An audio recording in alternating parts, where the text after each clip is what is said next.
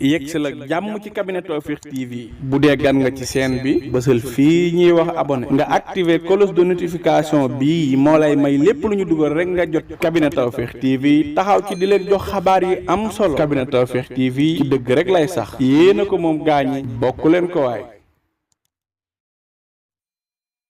ñu ànd taataan di wax ci ndaanaan ma yellu tey naan Cabinet Tawfekh ñi xam ne Serigne Malick Sall borom Touba Latmingué moo fi mën taxu ñu may wax ñi ko xamul la ma tax a jóg kii laa bëgg réew mi ñëpp xam ko ci li muy yëngu ci paj ak li ko ci yàlla defal ci wàllum spécialiste amu ci morom Serigne Malick Sall Touba Latmingué moo lay seetal fanaanoo la mu mel ni dañu koy yootal say mbir bu la seetalee mbaamu li si xaaral la mbaamu fanaanoo la amul dara lu koy réer ci say mbir Serigne Malick Sall Touba Latmingué dafay faj ndoxu siti dafay faj hémorroïde bu nëbb bi mbaa bu feeñ bi lu jëm ci faru rab amu ci morom gu rab di teree sëy ci góor mbaa rab di la teree sëy ci jigéen seetal Serigne Malick Sall borom Touba Latmingué ñi am faiblesse sexuelle ñi gaaw a wàcc lal mën lu ñu dara seeni soxna jigéen ju taxaw ba mënta am doom ñaareel bi sax dafay dali góor ku loxoom di métti ku bëñam di métti seetal Serigne Malick Sall Serigne Malick Sall gëstukat la borom xam-xam bu yaatu la te itam ku tabe la ku bëgg bayre bu foor mbaa wërsëg wu yaatu loo jaay mu jar ku ñu liggéey ba mënta am dara ci barabu liggéeykaayam ku amee wet guy métti mbaa ku bëgg këyit moo xam examen la BFEM la wala sax certificat la ku amee passeport bëgg visa mu tëla ak ci réew moo ko mën a bëgg ñi nekk ca bitim réew bëgg delsi ci réew mi ci seeni sagu ak këyit yu leer Serigne Malick Sall moo ko fi def ñi def sonal moo xam cat la làmmiñ gàllaaju kër ci gàttal saytaane dëddu leen wërsëg jublu si leen nañu seeti Serigne Malick Sall ma nga ca Dakar yenn say ci Sotorak mbaa ca Kër Massar ci station ba ngir am ci lu gën a leer woo leen ko ci 77 252 75 53 wala 78 330 24 43 Serigne Malick Sall ne woo leen ma ci 70 840 63 26 wala 76 257 86 81 Serigne Malick Sall borom Touba Latmingué borom xam-xam la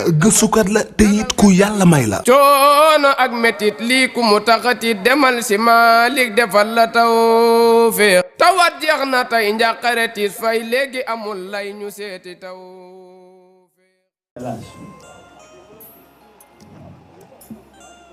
asalaamaaleykum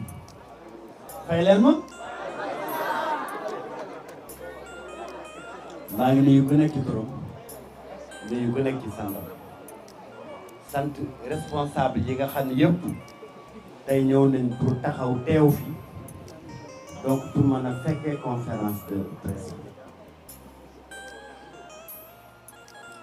ñiy jóge wa Djiddah Thiaroye Kaw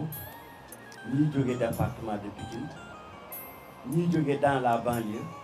ñeneen ñi ñoom duñ ko tardé ak lu ñu sori sori dinañ taxaw dinañ ñëw fekke ko pour marquer leur soutien à docteur Cheikh Dieng et au parti Tawfekh ñooñu ñëpp maa ngi leen di gërëm di leen sant bu baax a baax. sa boobu micro gënul bi donc loolu loo xam ne wax fa dëgg yàlla lu ma yëg bu baax a baax la moo tax xañ na El Hadj ak secrétaire général Mamadou Diallo santoon nañ leen ne bëgg naa ci dolliwaat cama cant ak cama ngërëm ci li nga xam ne ñoom taxawee nañ ci.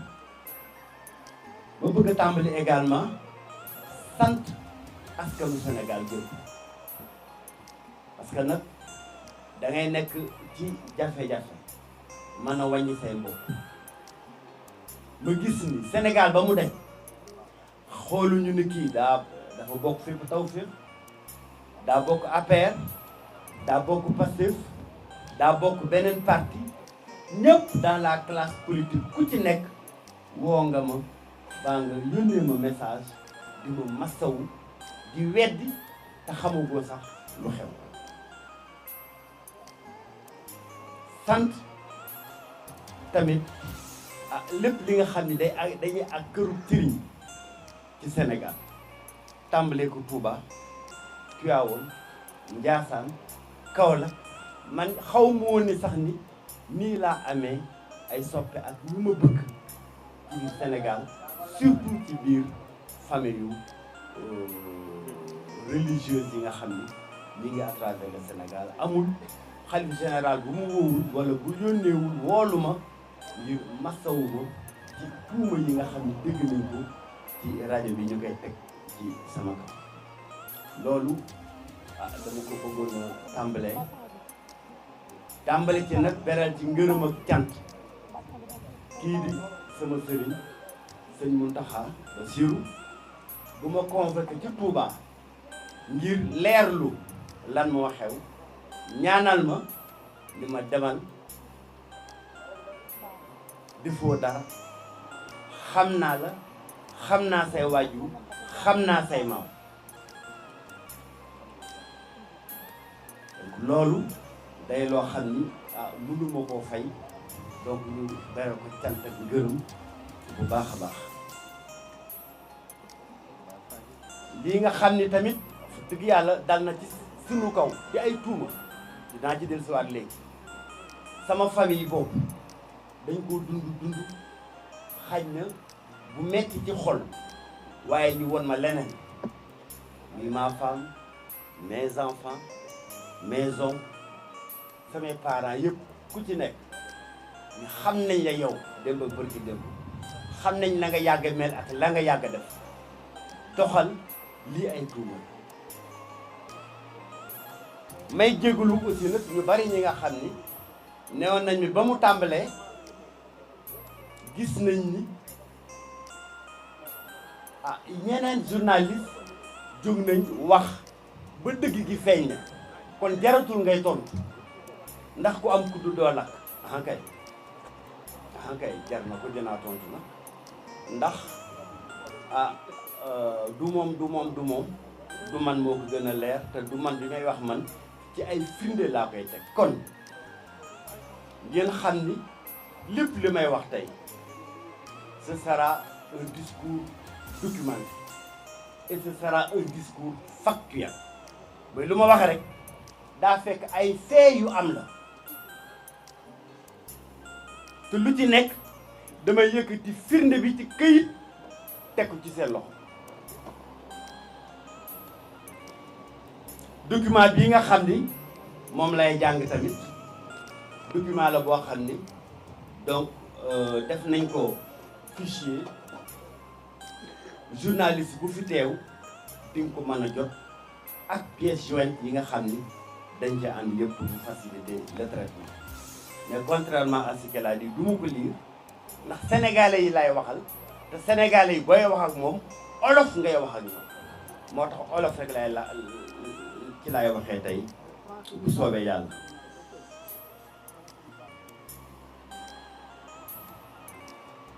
ma bëgg a tàmbali tamit balaa may dugg ci waxtaan bi gërëm bu baax a baax sant kii di président de la république Bassirou Diomaye Faye sant bu baax a baax gërëm kii di mon frère Ousmane Sonko premier ministre de la république du Sénégal ndax nag ñoom ñoo ma tànnoon seetal ma wóolu ma gis secteur bi nga xam ne bokk na ci secteur yi gën a jafe ci l'action gouvernementale wóolu sama xam-xam wóolu sama jaar-jaar dénk mu xañ na seytaane bu ci doxee ba mu demee neneen waaye teewul Cheikh Dieng na mu bokkee woon démb coalition Diomaye président ci la ñu bokkee tey ci la ñu bokkee ginnaaw suba Cheikh Dieng ak parti président ndax ce projet là c'est un projet pour lequel nous nous sommes battus bien avant beaucoup de monde et c'est un projet boo xam ni sénégalais yi dañ koo gëm te dinañ ko doxal incha allah ndax le projet de transformation économique et sociale bi nga xam ne ci la ñu engagé wu du benn coomo moo ci mën a génne parti Tawfekh moo ci génne Cheikh Dieng ndax Cheikh Dieng da cee nekk actionnaire 2012 laa jàkkaarloo ak président Macky Sall ba 2024 yàlla suñu borom jële ko fi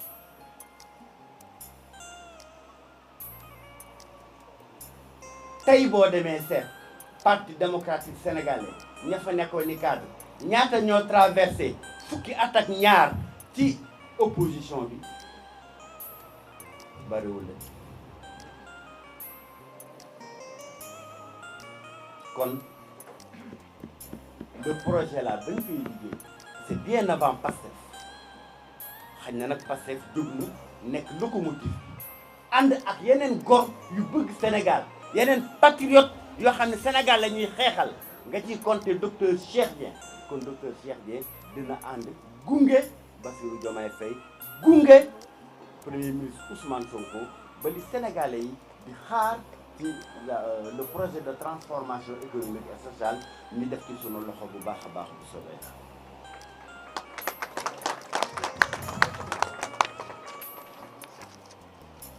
ñaari semaine ngi nii ñu limogé docteur Cheikh Dieng jëlee ko ci boppu ONAS ba mu nekk ñaari semaine ngi nii ñi ŋawtee sama der di ko yàq à travers les réseaux sociaux Cheikh Dieng ni nem mu waxut pourtant amoon naa lu mu wax de wante pënd bi bu jógee may yuuxóondoo day mel ni la may wax gëmuma ko wala day mel ni la may wax dama koy yàkkamti li may wax yàkkamtiwuma ci dara moo tax ma ni nem toog di déglu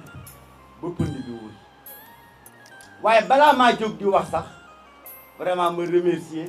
ñeenti journalistes yi yoo xam ne nekkuñu rek ñoo xam ni mbumbaayu réseaux sociaux dañ leen di yóbbaale dañoo jóg def seen métier journaliste di gëstu ba tàmbalee feeñal dëgg ñooñu maa ngi saluer professionnalisme bi nga xam ni doxee nañ ko parce que nekkuñu ñoo xam ni riiraayu réseaux sociaux daf leen di yóbbu te kuy déglu tey sax réseaux sociaux yi gis nga ne ba ñu jógee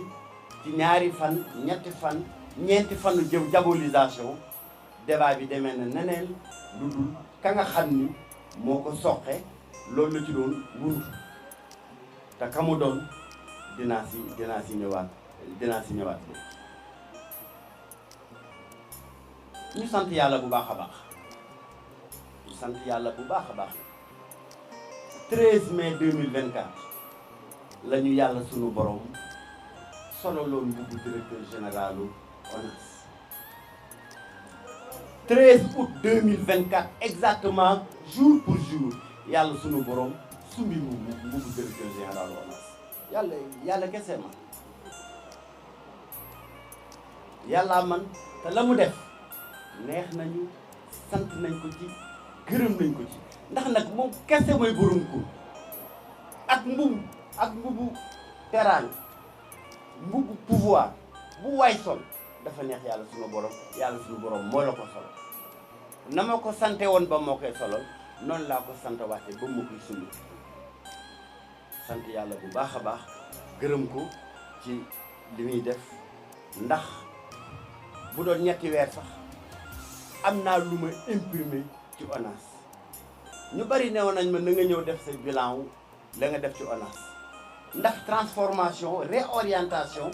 majeure yi nga xam ni dugal nga ko ci ONAS nañ doon doxee ma ne déedéet jarul ñetti weeru bilan donc duñ ci dugg waaye dañuy sant yàlla rek mi nga xam ni moom moo xam te moom moo man moom moo ñu solo loolu mbubbu directeur général ONAS suñu lañu ko alhamdulilah sant yàlla bu baax a baax ndax nag ba ma président Bassirou Diomaye Faye ak son premier ministre Ousmane Sonko doon solal mbubbu directeur général ONAS dañoo amoon ñoom conscience que sénégalais yi sonn nañu trop ci wàllu inondation fii fàttaliku président Abdoulaye Wade ba mu nekkee 2001 la daggoon ay vacances am ñëw di xuus ci ndox mi ndax wàllu inondation président Macky Sall defaat lu mel noonu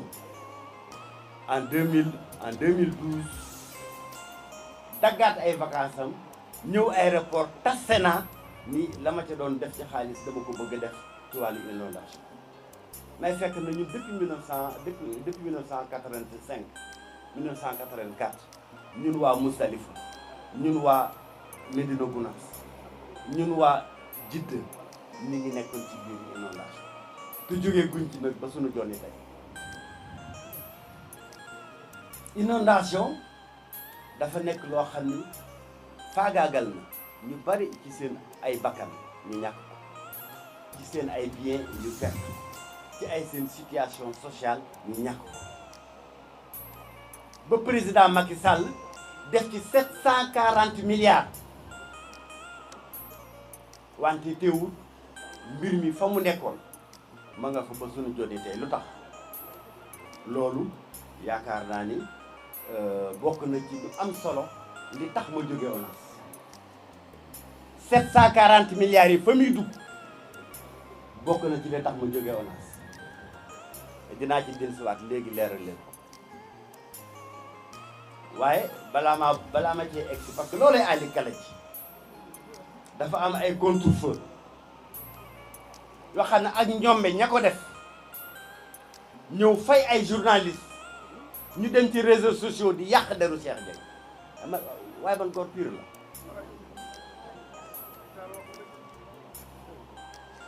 ba ci fukki maam ak ñaar nag góor pire la muy ci côté ndey muy ci côté baay góor pire la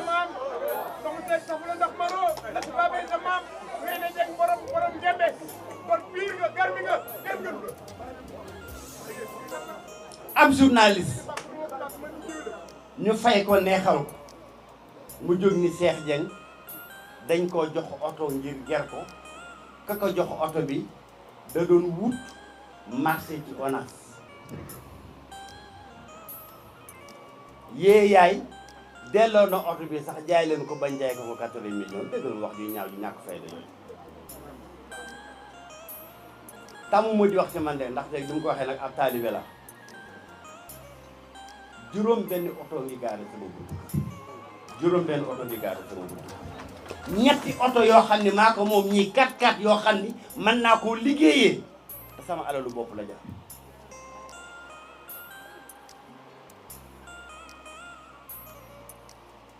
ku juróom benn oto di gaare buntu kër Youssou Lo wax ko léegi 1997 fekk may dawal Toyota Prado kooku soxalul oto xiif moo gën a bokk dëgg yàlla xañ na nag ab taalibe tax na yi saa yi ma sol Lagos yi saa yi ma sori Carax ñu ni Cheikh Dieng da koo amut ah kay am naa ko nag de fa dëgg yàlla am naa ko ndax samay doom ku ci am baccalauréat ma jëndal la oto moom laa lay jox cadeau baccalauréat ah kay bu wax jotee nag nañu wax kan mooy Cheikh Dieng Cheikh Dieng ce n'est pas un pauvre yàlla damay sant yàlla sunu borom suturaal na ma donc ma dellu si ci oto bi ba ma jëlee prise de service le 13 mai wax naa ko léegi 2024 à ONAS damaa ñëw fekk directeur général ONAS amul oto ndax oto ba fa nekkoon directeur ba nga xam ni maa ko remplacé daf koo jëloon jox ko secrétaire général bi moom mi dawal oto boobu jomm naa nag nekk directeur général sama secrétaire général nekk ci samay ordre ma ñëw di foqat ci otoom te aw ma leneen lu ma ko jox du ma ko sax foqat ci di ko dawal damay wut solution en tant que directeur général qui assume sa fonction pleinement et entièrement ma laaj le DAF ban solution moo fi nekk ONAS jënd oto directeur général comme directeur général yëpp nañ amee oto comme ni ma ci amee 3 amul une prévision budgétaire bu nekk ci budget 2024 pour ñu mën cee jënd oto Youssou Lo wax na ko léegi ku xam administration xam ni la moitié des véhicules yi daw ci biir administration ay véhicules de projet lañu 25 ans yu ma nekk ci biir administration xëy na ñeenti at ya ma nekkoon conseil technique du président Abdoulaye Wade laa ci dawal oto AD laa ci des lépp oto projet laa dawal effectivement ñu informé ni am na benn projet bu tudd collecteur Arfan bu nekk ci biir ONAS buy jënd ay oto yoo xam ni ñu ngi daw ci biir ONAS ma ne ko na ma projet boobu jëndal oto du directeur général le DAF jox ordre donc entreprise bi nga xam ni mooy doxal le projet PPP boobu muy projet partenariat public et privé la muy dox di xaalisu Sénégal ndax 1 franc bu projet boobu financé 1 franc boobu état du Sénégal daf ko koy rembourser projet boobu tëgg un document d'accord digganteem ak le Sénégal document d'accord boobu prévoir ni projet bi dina jël en charge tout ce qui est fonctionnement de l'UCP projet boobu jëndagum na lu mat 50 matériels roulants dont 20 véhicules yoo xam ne jënd nañ ko ba pare te ñi ngi daw ci biir ONAS avant Cheikh Dieng di ñëw ONAS kon projet boobu kay bu jëndee oto pour le directeur général xanaa c'est la 51e voiture projet boo xam ni contrairement à ce qu'a dit le journaliste ci biir conférence de presse am doon yàqee sama der projet boobu mi ngi daw au sein de ONAS depuis 2021 décembre 2024 le projet bi war a jeex waaw projet boo xam ni yow qui a fait un taux d'exécution de 90% daanaka ñeenti weer la dese pour ce projet jeex kooku est-ce am na intérêt naan dafay corrompre un directeur général amul intérêt xanaa wax bu feebaree nopp yoo koy déggoo war a wér waaye boo ñëwee ñu jox la ay information approximative ngay wër di yàq der wax deru jullit yàq deru gor kooku ah su dëgg yàlla man tiital na ma ci yenn façon journaliste yi nga xam ni am nañ ko Sénégal donc tout naturellement ma joxe ordre bi dem tourner ñu jënd oto bi sama ginnaaw oto bi ñu ko jëndee sama ginnaaw ñu def ko sama tur ma ñibbi si tourner 2 jours vérifier carte grise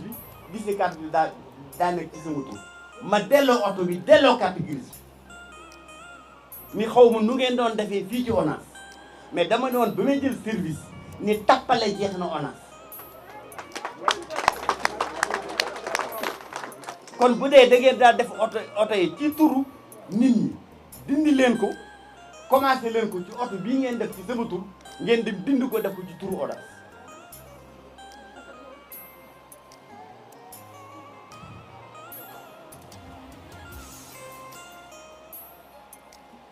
donc bu ma delloo oto bi ñu dellusiwaat ni ma oto bi mënuñu ko def ci turu ONAS parce que le protocole d'accord diggante gouvernement du Sénégal ak projet bi dafa ni bépp matériel ci turu entreprise bi lay nekk ba jusqu'à la fin du projet buñ constaté fin de projet bi ñu doog ko mën a muter ci turu ONAS effectivement te muy dëgg na te en plus nag ma yokkal leen ci ni il faut une autorisation de la commission de contrôle des véhicules de l'administration de la Présidence kon ma ni def leen ko ci turu société bi nga xam ni mooy exécuter le projet PPP ñu defaat oto bi ci turu projet ci turu entreprise bi donc ma ko delloo ak carte grise bu nekk ci turu PPP diggante bi le 9 août exactement le 9 juillet exactement la ma ministre bindoon naan ma waaw dégg naa ni dafa am benn oto boo xam ni dañ la koo may xawma projet moo ko bind ñu def ko ci sa tur loolu normalul damaa bëgg nga dindi ko ma tontu ko ni ko monsieur le ministre le 9 nga may bind carte grise oto bi mi ngi nii depuis le 5 fekk dama def ko ci turu entreprise ba pare kon xaaruma yow nga may woon yoonu jubal da nga ma cee fekk ba pare lii ndëngate goo xam ne entreprise boo ko def woon rectifier naa ko balaa ngay wax ak man waaye nit boo xam ni la muy def safaan la ciy wut ba ma bindee lettre bi daf cee defal ampliation premier ministre defal ci ampliation président de la république ma tontu ko boole ci carte grise lettre bi ne ko ba nga may bind fekk na nekk na ci turu entreprise ba pare lettre boobu jottaliwu ko Ousmane Sonko jottaliwu ko Bassirou Diomaye mu naj ko xanaa foofu la njublan tàmbale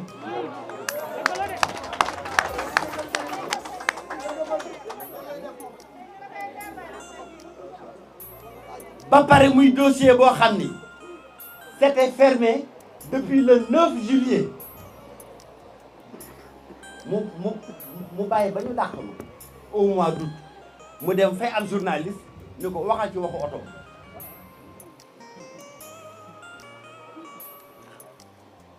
xanaa loolee de la manipulation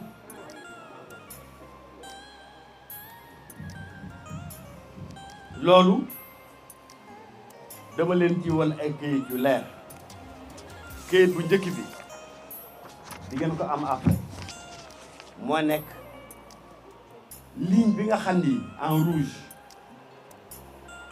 mooy accord entre le gouvernement du Sénégal ak la société l'entreprise bi exécuter le projet PPP buy wane ni entreprise boobu dafa war a jënd du matériel roulant pour ONAS c'est pas que dañ koo forcer de c'est que dafa nekk ci accord de crédit ci accord de partenariat entre le projet PPP ak le gouvernement du Sénégal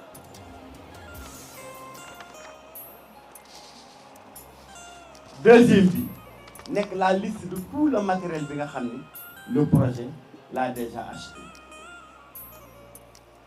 te boo xoolee dernière ligne bi nga gis oto bi nga xam ni moom le projet bi jëndoon pour le directeur général de ONAS kon du rek loo xam ni da Cheikh Dieng mooy forcé pour am ko déedéet dafa nekk lu bokk ci projet bi entreprise bi war koo def obligatoirement pour ONAS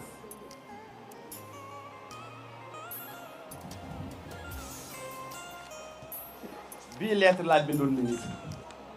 gis ngeen date pour won ko ni oto ba nekk na déjà au niveau de carte grise bi nekk na au nom de l'entreprise ba pare nekkatul ci sama tur waaye mi continué naan non xam nga ni kii comme que vraiment donc man dañ may wax rek gis nañu oto boobu foofu nee nañ sax secrétaire général bu njëkk ba te delloo si waat na oto ba kon léegi donc oto ba nungu ko waa et cetera entre parenthèse bi muy ñëw DG ONAS damaa fekk secrétaire général ba fa nekkoon ba muy dem à la retraite mu yóbbaale oto ba kooku ba ma ñëwee mu bind ma lettre ni ONAS bi fi xew mooy kuy dem à la retraite dañuy jël njëggu oyof ñu jaayee la ko oto ba nga yoroon man ko oto ONAS man moomu ginnaaw da nga koo demoon te da nga ko yóbbuwoon te DG bi ma remplacé jotuloo ko woon a jaay kon delloo si oto bi parce que oto bi moomu oto ba tey boo demee fee ONAS fekk ko fu mu gaar waaye wax ju sew Cheikh Dieng du juddu ba wax ji sew ji tàmbalee jóge ci ministre bi ma faf gedd oto ba delloo ko société bi bind lettre ministre bi ni ko oto ba gedd naa ko delloo naa ko société bi copie lettre ba mu ko bind mi ngi ne au lieu mu jébbal ko Ousmane Sonko ak Bassirou Diomaye Faye mu téewaat lettre kon ñoom Ousmane Sonko ak Bassirou Diomaye Faye jàpp nañ ba léegi ni Cheikh Dieng la mu bindoon ci lettre bi dañ koo may oto def oto bi ci turam ba pare nee naa ko delloo ko mu bañ loolu la bàyyi ci xelu Ousmane Sonko ak Bassirou Diomaye Faye li may wax ni dafa am solo ndax dinaa ci dellusiwaat parce que les conditions subjectives yi nga xam ni ci la Bassirou Diomaye Faye ak Ousmane Sonko sukkandiku ba bi indaay yi yeneen tuuma ñu daal di may dàq ci sama place ba ma nekk.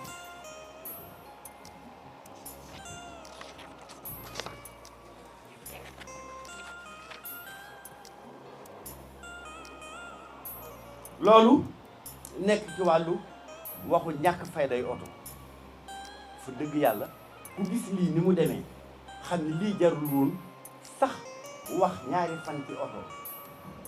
ci rajo ki réseaux sociaux waxu ñàkk fayda mooy waxu autour de ce véhicule boo xam dama ko mujj gedd delloo ko ñu ko jëndoon leen def leen ko lu ngeen xam boobu ba léegi nag Cheikh Dieng oto boppam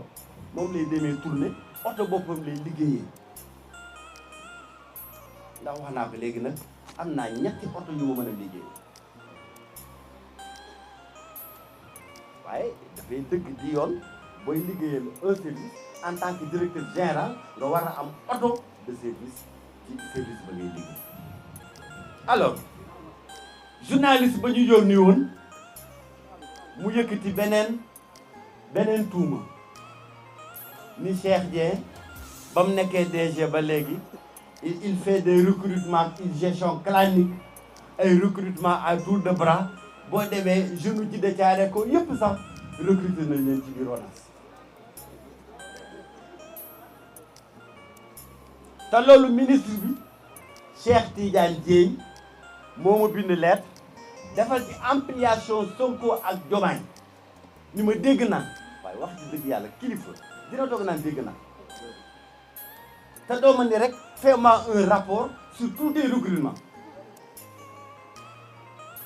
kilifa bu mag man su may wax ak samay directeur su ma samay agent dama naan fais-moi un rapport sur telle question loo ma bindal rapport ma xam ni donc lii dañ ko bind waaye dégg naa am na ñu nekk ONAS foto nañ oto bi sax wan moo ko nee nañ yow boo demee nee nañ yow Pikine rek moo la ñor ak Touba waxu ñàkk fayda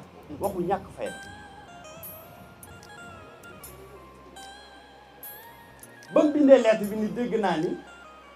danga recruter ay jeunes ci de caare kaw yu bari yu yoo tuddee benn bira donc maa ngi lay fàttali ni recrutement conseil d'administration moo ko war a autoriser ma tontuwaat ko lettre ni ko monsieur le ministre ba ma nekkee directeur général ba léegi juróomi nit laa recruter benn secrétaire benn chef de département QHSE ñaari secrétaire administratif kenn kaa nga Diourbel keneen kaa nga Thiès ak un conseiller technique muy 5 recrutements yoo xam ne defagul naa ko ci biir ONAS ma ne ko bureau bi ñuy wax naan da nga fa recruter à tour de bras kenn ci ne bénéficie d'aucun recrutement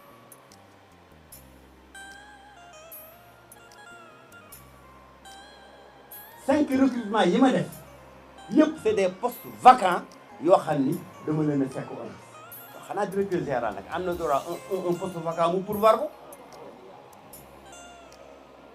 la chef de département QHSE dafa démissionner avant Cheikh Dieng di ñëw les deux secrétaires administratifs Mamour ne les avait pas recrutés la secrétaire bi Mamour yoroon ba muy dem daf ko yóbbaale ñooñu amu droit recruter leen loolee recrutement intempestif loolee recrutement massif remplacer ay postes vacants mu naan dégg naa ñu naan te waa ONAS ñoo ma ko wax waa ONAS nee nañ ma da ngay recruter de manière massive la bira bi muy wax daa nekk une idée lumineuse du président du premier ministre Ousmane Sonko le 16 mai bi muy jiite le conseil interministériel sur les inondations mu ne yéen waa assainissement dama leen a sant lépp lu ngeen di def ngeen jege askan bi di te seen vitesse bi ngeen di jege askan bi ngeen di porter secours aux populations ngeen yokk ko parce que l'assainissement est trop éloigné des populations du fait que nekkul un domaine de compétence bu ñu transféré mais dama bëgg également ngeen di liggéey ak les collectivités territoriales mu tombé nag ak man la ma gëm ci état ci administration ni mu war a liggéeyee envers les populations parce que les populations sont la raison d'être de l'administration ma ne kon dinaa taxawal une brigade d'intervention rapide assainissement boo xam ne bu sa koñ taaye 10 minutes ñu ñëw manqué la sa koñ jóge fa boo xam ne sa koñ balaa mooy taa ñi nga waajal nawet ñu àgg ci sa biir koñ defal la fa ay sillonnage pour drainer ndox mi ba bu tawee sa koñ bi taa kooku boo demee laaj waa Yëmbal boo demee laaj waa Moussa Laga fii boo demee laaj waa Waxinaan Nimza boo demee laaj waa Jaxaay dinañu ni ñoom xam nañ lan mooy rôle Bira lan la liggéey ci seen commune waaye ñooñu recruté ma leen sax xam ngeen ñaata la ñu 5 personnes ñoo fi nekkoon ñett à Dakar ñaar à Touba 5 agents prestataires sur un effectif de 490 prestataires yu nekk ONAS loolu recrutement massif de mes militants 490 agents prestataires qui ne sont pas recrutés yu nekk ONAS ñoo fa nekk yooyu 490 5 nga ci wàññi ñu nekk dans la Bira bi nga xam ne Cheikh Dieng taxawal au demeurant li may wax yomb naa vérifier parce que premier ministre bi mu toogee dafa laaj toutes les agences ñu def ko la liste de leur recrutement yi ñu def dans toutes ces agences là entre 2020 2022 2023 ak 2024 liste boobu boo fa demoon ñetti nit nga fay fekk les 2 suivants yi ma ni recruté la bañ mat 5 fekk na sax loolu passé na ba ñu war a def ay caisse d'avance yu ONAS war a taxawal dans les régions boobu laa doog recruter les 2 secrétaires administratifs supplémentaires donc loolu mooy les recrutements kon buñ demee recrutement amul ñu dem ba Bassirou Diomaye Faye dàq ma ci sama poste ministre Cheikh Tidiane Dièye yónni un journaliste mu naan recrutement ak gestion clanique moo tax ñu dàq ko kon xam ne loolu c'est la manipulation de l'opinion bi nga xam ne moom la ministre Cheikh Tidiane Dièye doon bëgg a def ndax nëpp lii Ali Kala ji te Ali Kala jooju dinaa ci ñëw léegi dégg naa tamit ñuy wax waxu ñàkk fayda naan daaf bi c'est son cousin waaw mon cousin n'a pas le droit de travailler surtout fa laa ko fekk Mamour Diallo moo ko recruté 1 an avant man jeune boo xam ne boo ko gis rek léegi war naa mat 15 ans ou 16 ans ou 17 ans man ba ñu def bac laa ko gëj a gis mais mu nekk la un DAF qui s'est révélé extrêmement compétent vraiment compétent yàgg naa gis ay DAF bariwul lu ma gis un DAF aussi compétent ku xam métier am ku xam liggéeyam ñu ne non Mamour Diallo c'est un mauvais DG loo fi fekk Mamour Diallo def ko fi da nga ko war a dàq su ma dàqoon dafa Mamour Diallo def lépp directeur benn wala ñaari directeur a fay des sur les 6 directeurs yi nekkoon ndax ña fa nekk ñëpp Mamour Diallo leen def directeur su ma dàqoon personnel ba fa Mamour Diallo recruter kon moitié ONAS lay dàq ci biti ndax boo xool fiche de recrutement yi la ci ëpp 2023 waaye man je considère que un Sénégalais quelle que soit son obédience politique bu ko yàlla suturaalee ba mu am liggéey ONAS man jomb naa ñëw di ko dàq te loolu daje naa personnel wax leen ko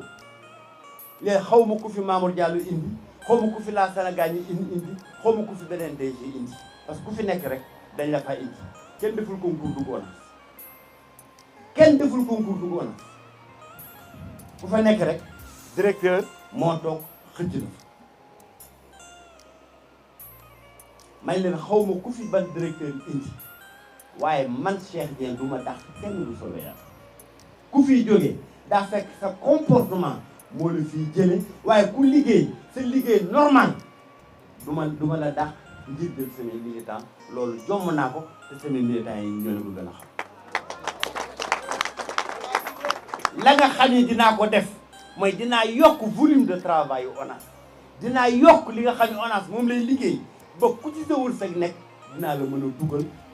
boo xam ni day correspondre à un travail concret bu différent man noonu laay gérer te yàgg na maa gérer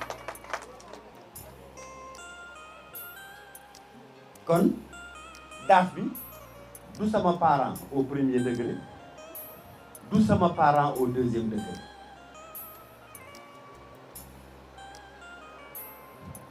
dégg naa barki démb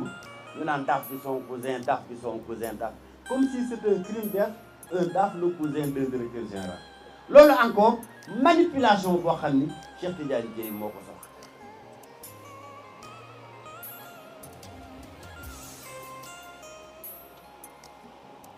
waaye yàlla bi dara tëwul daaf bi ci boppam le 21 juin mu ñëw fekk ma sama jur ne ma DG wax fa dëgg yàlla dégg naa la sortie malheureuse des syndicalistes ñi nga naan daaf bi cousin daaf bi cousin daaf bi cousin man sama chaîne te man naa sama liggéey damaa bëgg démission sama lettre de démission mi ngi jox ma sa lettre de démission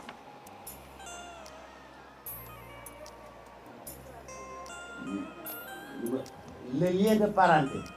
même s'il n'est pas de premier degré même s'il n'est pas de deuxième degré man bëgguma gêner sa action man naa sama métier su ma jógee ONAS du ma chômer ñaari weer te aw ma nit te sax man damaa sonn ci travail salarié damay liggéey sama liggéey boobu sëñ Touba la doon tuddee te sëñ Touba seetaan ma nii la ma ko wax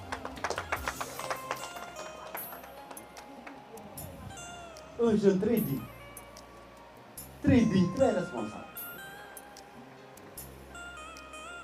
ku xam agence ni muy doxee xam ni le DAF mooy le moteur de toutes les agences tey agence bu DAF bi absenté ñetti fan agence ba taxaw man écoute-moi bien monsieur Fall dañoo dëgmal campagne de lutte contre les inondations te muy loo xam ni Ousmane Sonko Bassirou Diomaye Faye dañ ci am yaakaar bu rëy ci ba boo démissionné woon tey fii ak mois de juillet août mënuma faa am daaf boo xam ni dina comprendre ONAS dina xam luy liggéey bi ba mën a opérationnel ba mën a efficace autant que tu es efficace kon dama lay ñaan lettre bii ñu teg ko ci suuf bañ jógee ci saison des pluies bu ñu jógee ci saison des pluies on va en reparler ma ñaan ko mu may ma ko gis nga y a que les incompétents qui s'accordent à des gens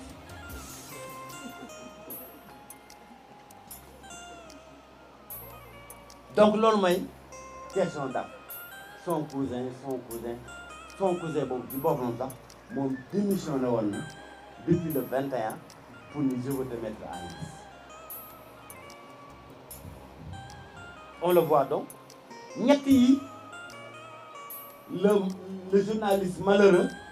bi ñu doon manipuler moom la doon yëkkati di ko ŋawtee di ko yàqee sama der ci biir réseaux sociaux yi te ku dégg tey li ma ci wax xam ne ay question yu ñàkk fulla yu ñàkk fayda lañu waaye les Sénégalais malheureusement dañoo am émotion dañuy dégg gestion clanique rek naan gestion clanique dégg oto rek naan 80 millions yàlla xam ne ne oto ba man ci réseaux sociaux yi laa xam ne ñaata la jar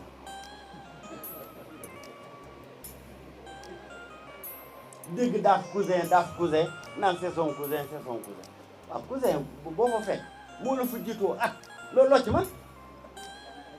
dégg ñu ne ku teg sama cousin dàq naa wala ku fi Mamour Diallo indoon dàq naa. Le code du travail protège le travailleur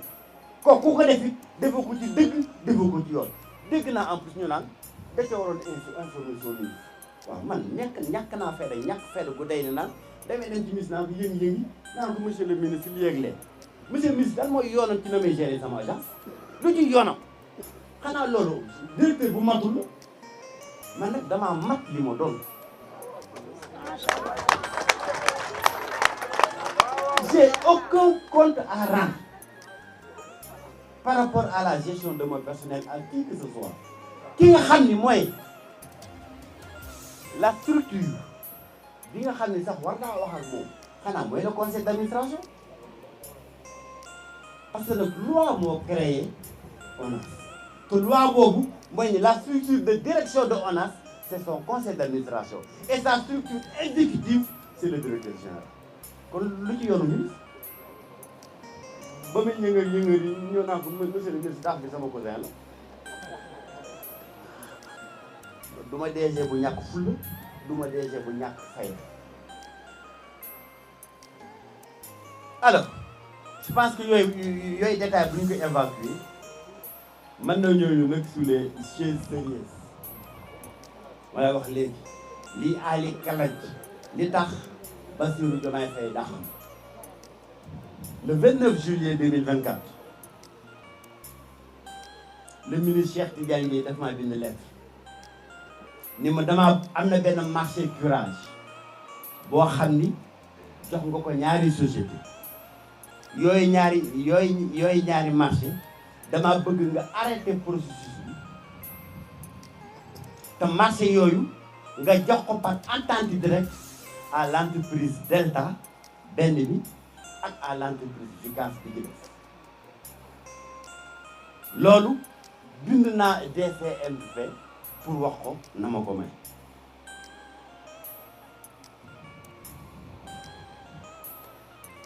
li tax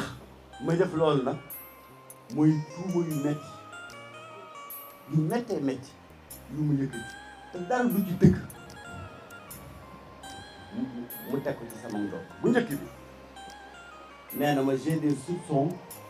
qu'il y a de la surfacturation ndax jël naa li ñuy wax le curage de la zone de captage ci li nga ko joxe entreprise Tawfekh Taysir 300 millions la alors que dans le marché de 2021 83 millions xam nga loolu soo ko bindee wax ko Diomaye Faye son sang ne va faire qu'un tour DG bi ñu ngi koy tuddal ñu ngi koy tuddal tuumay oto ñu ngi koy tuddal tuumay gestion clanique loolu doyul mu ci yokk surfacturation 83 millions ba 300 millions naa ko dàq. Je suis sûr que c'est le raisonnement que Diomaye a fait en un quart de tour. Pourtant ba ma ko waxee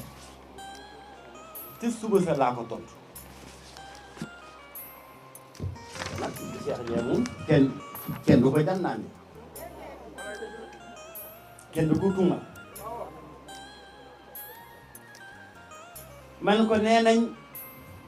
83 millions lañ joxe woon marché bi 2021 monsieur le ministre bassin wu zone de captage 2,5 hectares la ñaari hectares genn wàll le DAO le cahier des clauses techniques dafa ni 40 centimètres de boue lañ fa war a jënd soo ko multiplier muy 25 000 tonnes de boue yoo xam ni da nga ko war a jëlee zone de cap da nga ko war a tonnee ci biir bassin wu zone de captage yàq ko ci ay oto yóbbu ko ba bës nga tuur 25 000 tonnes mètres cubes de curage dañuy méngoo ak 1250 camions de 20 tonnes 1250 camions de 20 tonnes bu ci nekk 150 000 lay demee ndox muy ñaata 187 millions 500 man ko boo bëggee def curage bi di nga louer ñeenti engins yoo xam ni ñooy ñëw di pousse bout bi pour ñu dem ba ci benn boo nga doog a wut tractopelle à bras long boo xam ni daf koy tonni def ko ci biir camion bi ngir ñu mën ko yóbbu loolu nañ jël yooyu ñetti kuréel tractopelle yu ndaw yi 450 000 nga koy loué tractopelle bras long bi 700 000 nga koy loué loolu boo ko boolee rek muy nekk ñaata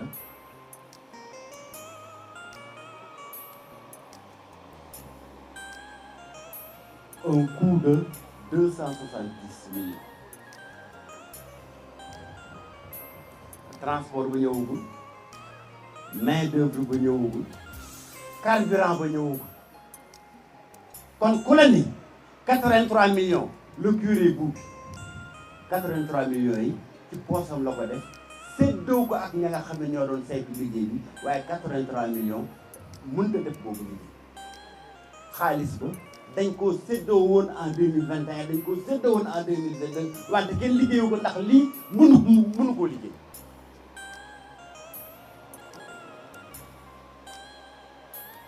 waaw loo xam ne 270 millions 270 millions main d'œuvre ñëw 270 millions carburant ñëw kooku ku leen di daa ko defaree 300 millions surfacturation déedéet lee mooy sous-évaluation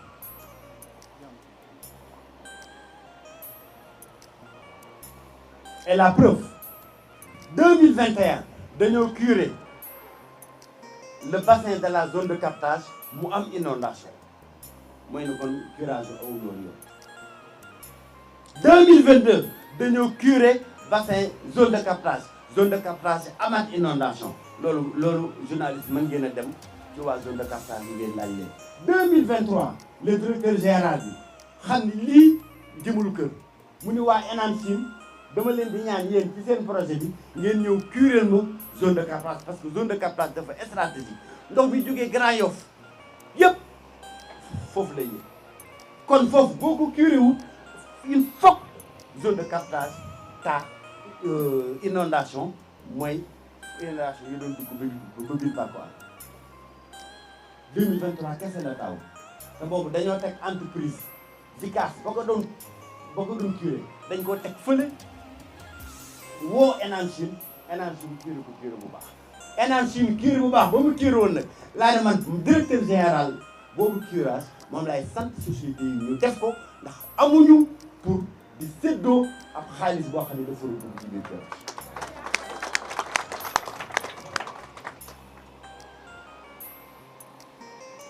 mu ni ma tamit gis naa ni toujours comme preuve de surfacturation dans les régions en 2021 5600 lañ doon def le coût du mètre de curage des canalisations yow yaa ngi koy defee 18000 kon loolu surfacturation ci nekk donc monsieur le ministre nit day jàng doo ko wax wala buñ la waxee nga xalaat seggantal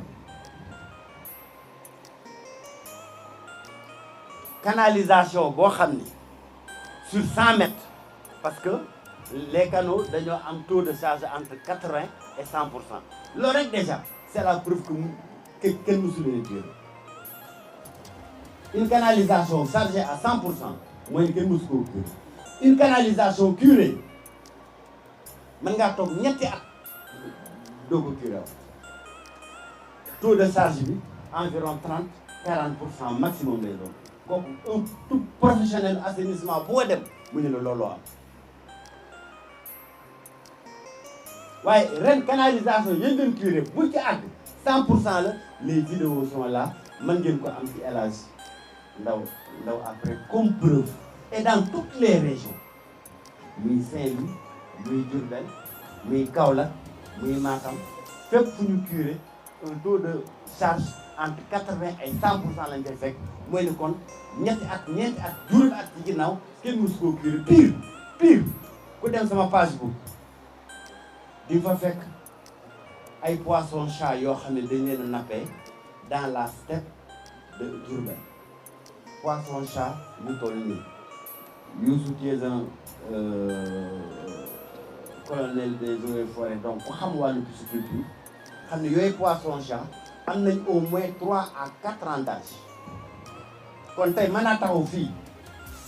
ni la steppe bi nekk Diourbel au moins ñetti at yi ci ginnaaw kenn curé wu ko ndax poisson chat yooyu bañ fay dugg ay nen la ñu nen yu ànd ak waa Sintooru géej dugg ci foofu am fa ñetti at ba ren bi ñu koy curage bu sérieux lañ leen doog a pêché mooy ñetti at yi ci ginnaaw kenn curé wu te ñetti at yi ci ginnaaw entreprise Delta bi nga xam ni donc moom moo ko waroon def donc chaque fois fay nañ ko curage boobu. Voilà les problèmes qu'il y a dans le milieu de l'assainissement et que je suis venu pour régler. Man kon monsieur le ministre sur les 100 mètres di nga transporter entre 350 à 400 mètres cubes de sable boo jëlee rek camion boo xam ni 100 000 francs nga koy loué le coût du curage des canalisations dans les régions day nekk diggante 18 000 ak 22 000 francs kon colonie mën na ko defee 5 500 waxul dëgg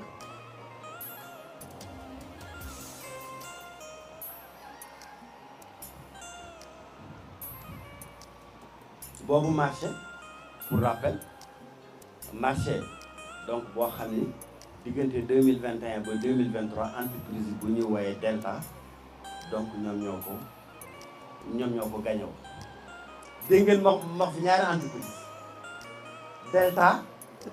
ak Vicas monsieur le ministre Cheikh Tidiane Dièye ba ma ne foqatil marché bi nga xam ni sa commission de marché joxoon na ko de manière régulière à l'entreprise Tawfekh Taysir ak à l'entreprise Delgas daf ma ni joxol bii Delta joxol bii Vicas te joxe leen ko par entente directe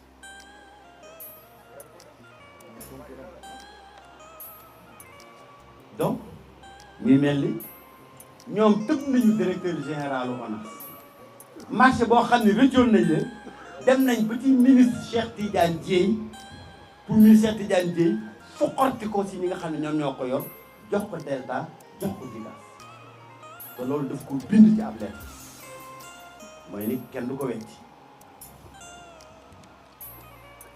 Delta ak Vicas ñoom daa mel ni ñoom moom ONAS lépp loo xam ne des marchés wu 3 ans reconduction automatique ñoom ñoo koy gagné ñoom c'est leur chasse gardée kenn du ko jege booy xool 2021 2022 2023 2024 52% des marchés de ONAS yooyu ñaari sociétés ñoo koy gagné donc muy nekk marché société yoo xam ni dañoo nekk en situation monopolistique avec maintenant voilà une quasi-exclusivité sur li ñuy woowee les marchés de clientèle et pourtant ONAS def na un rapport d'évaluation de la performance de toutes les sociétés yi ñu liggéeyee justement ONAS j'ai trouvé à ONAS un rapport d'évaluation interne boo xam ne dafa évaluer liggéeyu Delta ak liggéeyu Vicas sur le marché 2021-2023 du curage xam nga le résultat était quoi? Toutes les deux entreprises sont défaillantes. Donc c'est à ces deux entreprises défaillantes que le ministre Cheikh Tidiane Dièye demande de foqati ab marché jox leen ko par entente directe. Mieux parce que ñoom entente directe dafa mel ni moom lañ tàmmu ONAS. Le marché des bouts de vidange ONAS daf koo jël jox ko une entreprise boo xam ni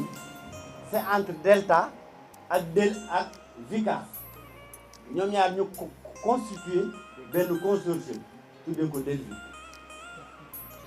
ñooñu tous les marchés des boues de vidange yéen a ko moom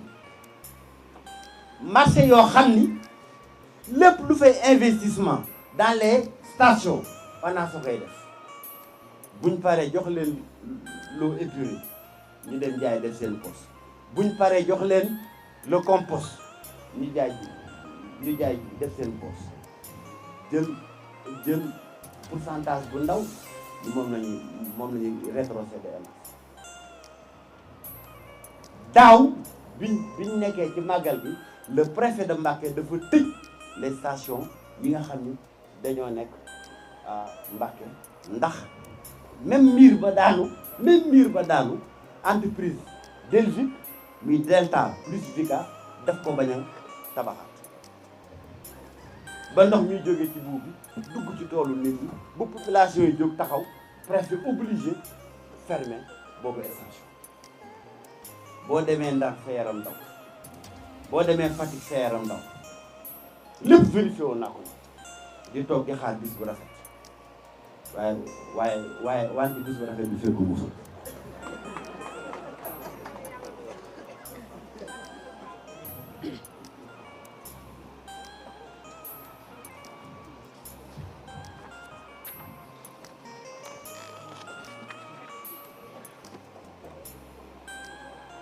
alors voilà ce qui est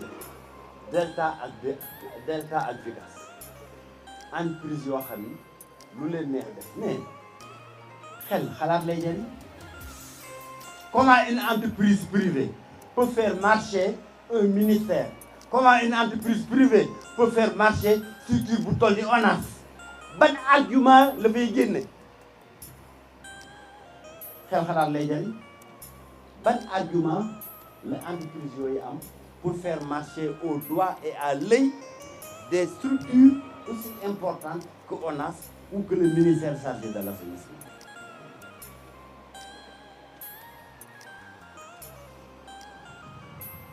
C'est la même lettre mu ne ma monsieur le ministre mu ne ma monsieur le DG, j'ai vu que aussi le marché li nga joxe c'est 1,3 milliard alors que la prévision budgétaire était 900 millions kon qui a fait un dépassement de crédit. Évidemment soo prévoir 900 millions yoo xam ni naruñu ko woon a liggéey dañ ko naroon a féddoo ci seen poche 900 millions yooyu mais mënuñoo liggéey parce que 83 millions ku ni dañ cee bëgg a def le curage de la zone de captage mooy ni naroo def curage bi dangaa nar a sédd la xaalis bi def bi def ci sa poche kon buñ defee liggéey bi normalement te boo ko defee normalement di nga toog ñetti at doo ko defati man xam naa administration parce que nag am naa ci expérience bu baax a baax nag 25 ans laa def ci administration lii ngay tuddee dépassement de crédit su ma xoolee sama budget sur B246 programme de lutte contre les inondations sur B24051 projet de drainage des eaux pluviales dans la zone de captage sur B24037 projet d'assainissement des centres urbains bu ci nekk mën naa cee fay liggéeyu curage bi nga xam ne moom la entreprise bi def kon j'ai pas fait le dépassement de crédit. Il y avait une mauvaise conception du DAO boo xam ne tey à l'exécution je me rends compte que boo ko defee doo defal Dakar waaye liggéey bu baax doo defal les Sénégalais des régions liggéey bu baax moi je préfère assumer ñu defal leen liggéey bu baax boo xam ne di nga toog ba ñetti at doo ko def. Quand ton argument sur le dépassement des crédits est nul et non avenu. Mënuma également et lettre boobu kat encore une fois ministre Cheikh Tidiane Dièye daf cee defal ampliation président de la République defal ci ampliation premier ministre. Mais il y a un retard des travaux yi nga xam ni donc moom les deux entreprises di def sur le curage.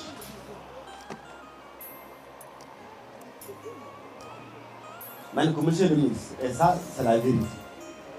dama ko bind ci lettre ni ko man jàpp naa ni le 10 août liggéey bi war naa jeex kon avant même la conclusion du marché dès que la commission bi nga xam ni mooy fekk candidature yi pour tànn ban marché ban société la ñuy jox marché bi dès que ñoom génn nañu seen résultat pour def une attribution provisoire man maa demandé entreprise yi ñu tàmbalee liggéey balaa le ministre des finances joxe la validation mooy l'approbation du marché étant entendu que la DCMP a déjà validé toute la procédure du marché. kon ñi amaguñu contrat et dans le contrat c'est prévu que ñu fay leen 20% avance de démarrage kon fayaguma leen 20% avance de démarrage kon tey lu ñu liggéey bénéfice la or l'entreprise Tawfekh tey si a fini à 95% le curage de la zone de captage journaliste ma ngeen dem laajte waa Mbëbës ren dafa ñëw ci bu musta am di Mbëbës ba léegi yëkkati 25000 tonnes bu yóbbu ko ñoom Mbëbës dañoo mujj loué benn tractopelle pour di pousse mbir nee na ñoom waa Mbëbës lu weesu 20 camions mosu faa ñëw ci curage boo xam ne dafa jógee zone de captage loolu may wane tappale gi nga xam ne nekkoon na ci curage yu zone de captage kii def na ko à 95% pare na liggéey bi 95% parce que curage bi pare na am na bu boo xam ni tegoon na ko foofu pour mu sécher diggante bi le ministre wax nañ arrêté liggéey bi looloo fa def ci liggéey wax ni defu ko man ko curage du canal 6 dama laaj waa Colobane ren nañu curé canal 6 ndax mas na fa am kon kii def na 55% du travail déjà ki nekk dans les régions def na 42% du travail en 1 mois pour une durée contractuelle de 4 mois contrat bi li ci nekk mooy ñoom liggéey bi ci 4 weer lañu ko war a def ñii seen contrat commencé gu def nañ ku ci nekk 50% du travail daanaka nga ne ma il y a un retard dans le travail ba Touba risque d'être inondé ba Dakar risque d'être inondé gis ngeen fi muy joué màggalu Touba pour faire peur au président pour faire peur au premier ministre voilà ce qu'on appelle la manipulation bi nga xam ni moom la ministre Cheikh Tidiane Dièye donc doon def sur le président de la République doon def sur le premier ministre ma ne ko ñu liggéey amaguñu avance de démarrage amaguñu compte ordre de service ñu def déjà la moitié du travail sur la base d'une relation de confiance avec le DG ñooñu boo leen ne dañoo tardé ci seen liggéey c'est un argument qui est nul et non avenu au contraire c'est du sabotage waaye comme c'est un grand manipulateur mu bëggoon les gouverneurs confirmer ko comme quoi le travail de curage est en retard dans les régions. Vous aurez le détail donc sur les avancements des travaux dans chaque région. Ministre Cheikh Tidiane Dièye convoqué une réunion virtuelle, conférence call, avec les 14 gouverneurs ni ma Cheikh Dieng kaay toog fekkee ko en présentiel ndax di nga dégg sa toroxal ci liggéey curage bi ni mu tardé. Sur les 14 gouverneurs, les 12 gouverneurs ont félicité ONAS, ont félicité le travail de courage que Delgas a fait dans les régions. Sur les 14 gouverneurs, 12 yi dañoo félicité liggéey bi nga xam ni Delgas da ko def pour le curage yi nga xam ni ONAS da ko def pour d'autres initiatives de prévention des inondations nga xam ni man maa ko soxe demander mes directeurs régionaux ñu jël yooyu initiative man du ma toog ministre naa ma defal lii xam la ma def xam naa ko gouverneur Diourbel mooy liggéey bi tardé na te il avait raison le travail était à 4% dans les canalisations, même si la STEP était déjà dure. Gouverneur Matam, moi, il a raison, le travail n'était pas encore démarré à Matam. Mais c'est des régions, les segments qui fait en pour curage, c'est des segments très petits. Ben après-midi, nous avons dormi. Donc voilà donc l'argument sur le retard des travaux. Donc l'argument sur donc l'incapacité des entreprises, parce que dans une entreprise qui encore ce cousin là voilà quand il y a fait de favoritisme dans le choix. Mais Cheikh Dieng lui y a une petite commission des marchés. La commission des marchés de ONAS, vous nous dire du tout le coordonnateur de la commission. La présidente de la commission, passage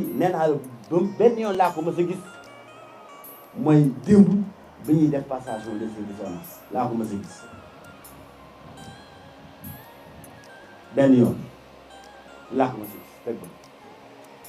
Les autres membres, si nous avons une fille qui est en train de quand le président de la commission des marchés a manipulé les marchés. Parce que en 2 mois et demi, nous avons tout compris. Voilà la vérité sur le choix de ces gens. Une commission, moi choisir à travers un procès verbal d'attribution approuvé par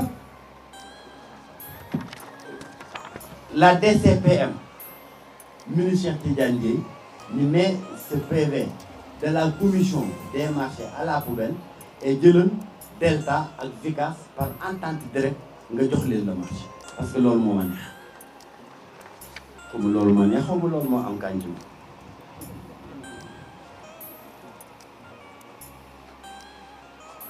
Voilà un peu sur les différents arguments qui m'ont avancé. Et puis, quand le ministre Tidiane Dièye a donné les marchés par entente directe à Vicas et à Delta, de un délai d'exécution de 3 mois.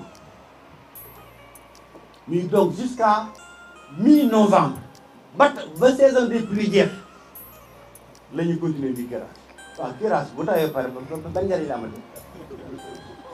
la fait lui kirage, moi canalisation, il y a des voilà, bassin yi nga xam dañoo am ban nga ñëw tonni ban ba pour augmenter la capacité de rétention de ces bassins. Canalisation yi nga xam dañoo am suuf nga ñëw dindi suuf si ndax bu ndox mi ñëwee am fu mu jaar soo bàyyee ba mu taw ndox mi rogalaat ci biir dëkk bi ban njariñ la curage bi amatul njariñ moom may na leen 3 mois jusqu'au mois de novembre. Pire encore, le ministre Tidiane Dièye dafa négocier le contrat lui-même, un contrat entre le ministre et Vicas, un contrat entre le ministre et Delta, envoyé le contrat, monsieur le DG, signé le contrat. Tu as fait quoi qui budget ONAS. Les contrats ont été directement négociés entre les sociétés et le ministre Cheikh Tidiane Dièye. Voilà une erreur extrêmement grave, une entorse extrêmement grave au fonctionnement de la République du Sénégal. Que je dénonce. Maintenant, si vous voyez, je nekkoon ci li ma nekk rek daa fekk ni système bi ma fi fekk daa ne bii système dinaa ko fi génn. C'est vrai qu'un système il est toujours très fort. Un système est toujours très résilient. Peut-être que j'ai surestimé mes capacités. Peut-être que gëm naa te loolu ba tey moom laa gëm man ak Ousmane Sonko ñoo bokk gis-gis ci nañu war a xeexee le système pour jële ko fi mais le vrai système voilà comment fonctionne le système. Ce sont des lobbies qui tiennent un segment de l'économie et qui marchent au chantage à tous les niveaux. Voilà bu ñu naan système lu ñuy wax système et ce système là en tout cas un DG bu ko songee soobutul du def ñetti weer ci posam.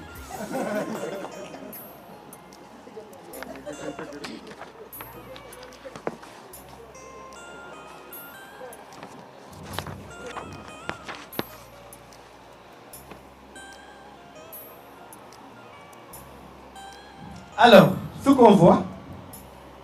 donc c'est le ministre qui négocie directement un contrat entre lui et deux entreprises. Ku nekk mu xool lu mu lay séddu ci budget ONAS. Un contrat boo xam ni les travaux su bàyyi woon docteur Cheikh Dieng. Docteur Cheikh Dieng avait pris toutes les dispositions pour que liggéey bi jeex le 10 août.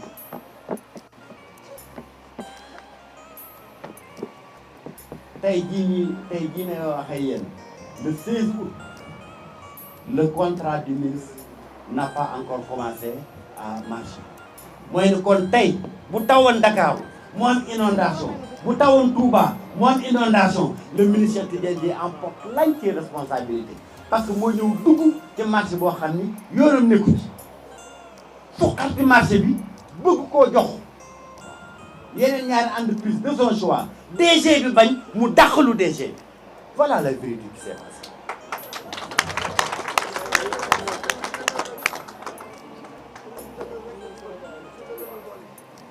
waaye yàlla rek a man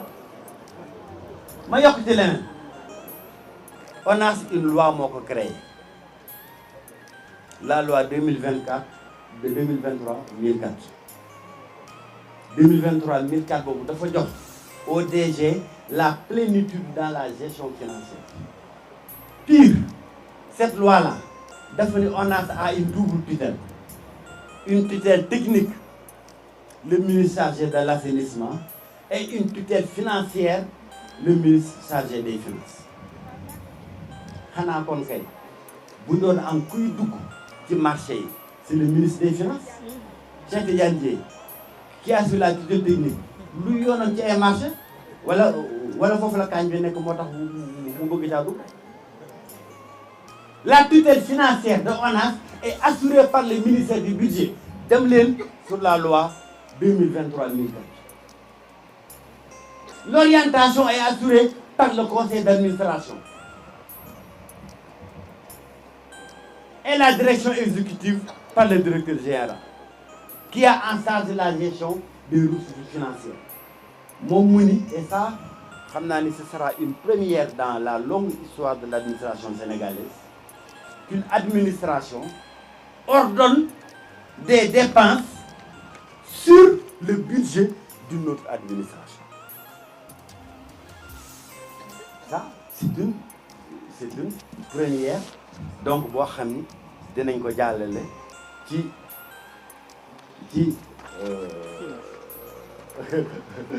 dina jàll Guinness waaye du wante du lu bees Delta ak Vicas nee naan dañoo am doole. En 2019 Delgas dafa gagné le marché du curage de ONAS ñu foqati ko ci Delgas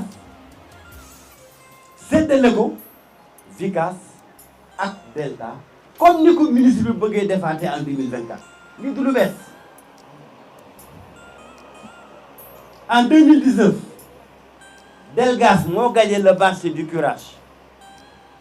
ONAS foqati marché du curage bi ci moom jox ko Delgas jox ko Delta ak Vicas. Delgas def recours ONAS ñu néewal ko doon mu def recours ARMP mu néewal ko doon mu dem Cour suprême ni ko kiyaare Cour suprême génne un arrêt jox ordre ONAS ni ko arrête le marché et donne le marché à Delgas. ONAS lànk ndaare ba tey ci suba Delgas kenn joxu ko boobu marché ni nga xam ne moo ko la Vicas ak Delga ak Delta defoon nag en 2019 jaaree ko ONAS moom la defaat en 2024 jaaree ko ci Cheikh Tidiane bi mooy joxe nañ marché curage bi marché curage yi c'est notre chasse gardée ñun Delta ak Vicas ñun ñoo ko moom kon yow ministre dañ lay ñaan nga fuqarti marché bi utilise ton autorité pour nga fuqarti marché bi nga xam ne dañ ko jox Tawfekh nga jox ko Vicas ba nga xam ne dañ ko joxoon Delgas nga delloo ma ko man Delta ministre bi nungul loolu à Delta ak à Vicas. Voilà l'état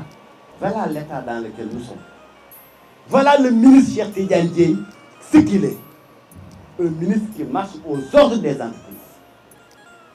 J'assume mes propos. J'ai donné le marché à Tawfekh Taysir ak à Delgas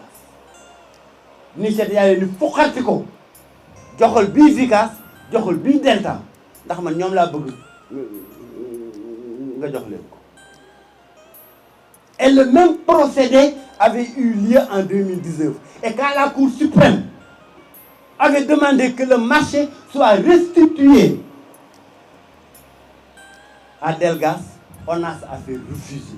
Jusqu'à ce jour, cette décision de la Cour suprême n'est pas encore appliquée. Man ngeen dem vérifier ko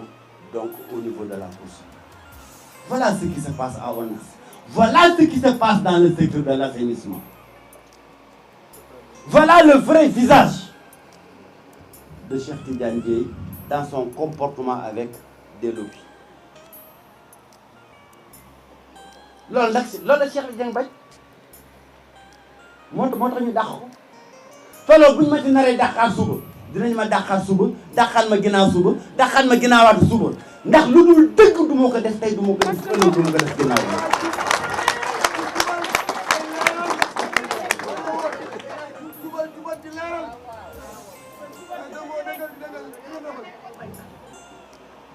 yi argument yi ma wax soupçon de surfacturation, incapacité des marchés, etc.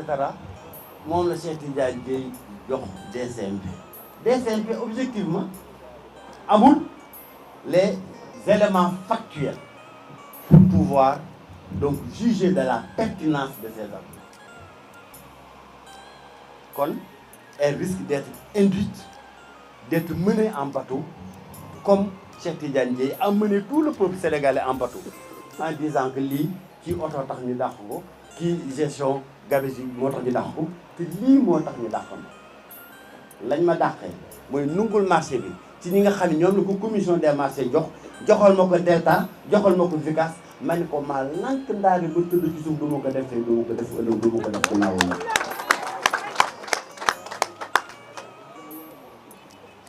les lobbies. Et c'est d'une manière générale tey réew moo dem fekk les lobbies tiennent un secteur de l'économie en particulier maintenant le secteur de l'assainissement est un secteur qui est un secteur fortement contrôlé par les lobbies à travers le monde. Boo demee États-Unis c'est la même chose boo demee en Italie la Camorra italienne ku ko xam ci milieu des déchets ku ko xam. La stratégie est très simple. On doit faire le curage de la zone de captage. Une entreprise sérieuse qui, vous calculez ses coûts, proposer un prix, tu vois les entreprises du lobby, ñu ñëw casser prix bi, def ko moitié, def ko quart prix. Donc, toutes les entreprises sérieuses sont systématiquement éliminées des marchés. C'est l'occasion pour moi de demander solennellement au Premier ministre de faire l'audit de tous les marchés de ONAS, l'audit technique et l'audit financier de ces marchés, pour voir si avec les coûts avec lesquels on a gagné ces marchés-là, c'est possible de faire ce travail-là. Kan mooy jaay di perte lu war a jar 300 millions nga proposer 83 millions entreprise bu sérieuse bu fa proposer son son coût réel da ngay daal finalement dañuy dem bañ marché ONAS jarul sax tey nga fay postuler am na ay borom ba pare xanaa des marchés très techniques comme les sondages yoo xam ne y a des entreprises sérieuses comme STBF yoo xam ne ñoom donc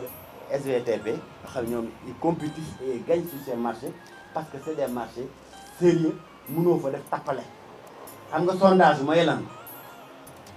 sondage mooy Dakar xam ngeen ni li ci ëpp ci sunu réseau yi dañoo màgget da ngay jékki-jékki donc mu am benn trou mooy réseau ba màpp réseau bu màppee kenn mënu ko liggéeyu tappale yooyu doo fa gis entreprise tappale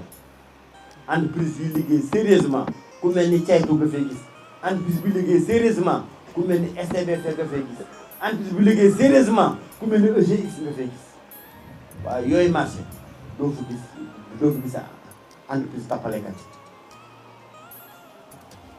parce que boo ko tappalee bu subaa tur bi ñëw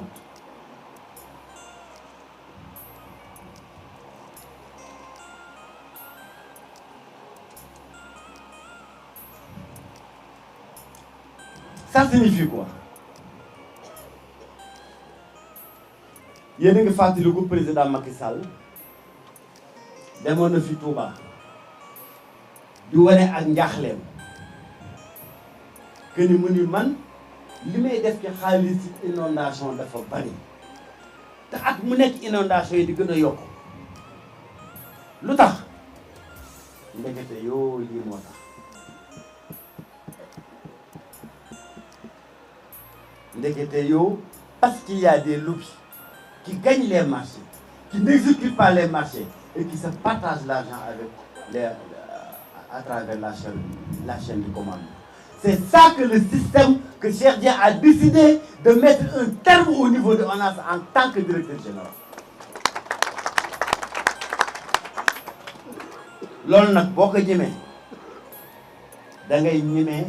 doo am benn accointance avec les lobbies da ngay ñemee doylu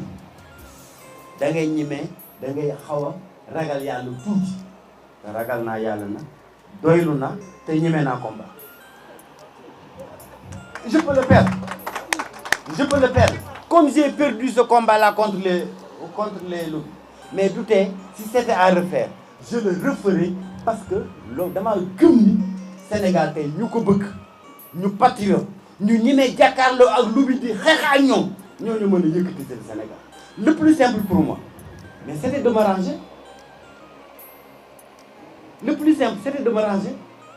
ñoo gis ñëpp di feccee benn tànk man tamit ma ñëw feccee benn tànk buñ jëlee seen 200 millions seen duma 50 millions ma def sama poche parce que na ñàkkuma fay rek kenn ma jox 3 millions 4 millions buñ ma doon jox 200 millions demee laaj un quart 50 millions def sama poche noppi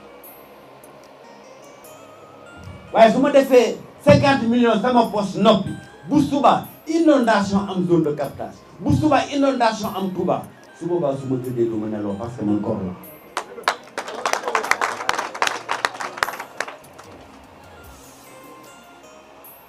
j'ai opté pour le plus difficile